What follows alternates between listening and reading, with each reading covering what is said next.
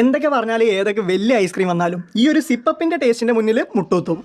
സത്യം, പണ്ടൊക്കെ വീടിൻ്റെ പടിക്ക് കൂടെ ഐസുകാരൻ പോകുമ്പോൾ ഇതൊക്കെ വാങ്ങിക്കാൻ എന്തോ ഒരു അഭ്യാസം ഇറക്കിയിട്ടുണ്ടെന്ന് അറിയോ? പിന്നെ അല്ലാണ്ട് ബൂസ്റ്റിൻ്റെ ടേസ്റ്റ് ഒന്ന് വേറെ തന്നെ. നിനക്ക് ബൂസ്റ്റ് കിട്ടിയില്ല അല്ലേ? ഇല്ല, ബട്ട് പിസ്റ്റി നൈസാ.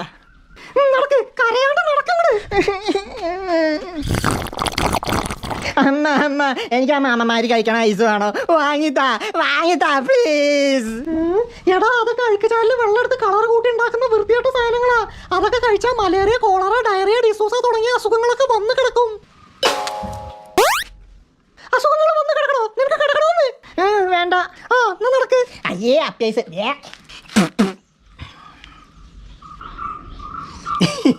ഈ അമ്മമാരുടെ ഓരോ അടവുകളെ കുട്ടികളെ പറ്റിക്കാൻ അല്ലേ? അതെ, പിന്നല്ലാണ്ട്. നീ കഴിക്കണില്ലേ? കഴിക്കണം. തണുപ്പൊന്നാറട്ടെ.